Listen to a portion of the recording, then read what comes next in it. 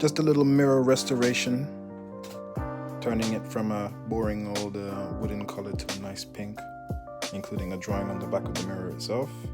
So enjoy.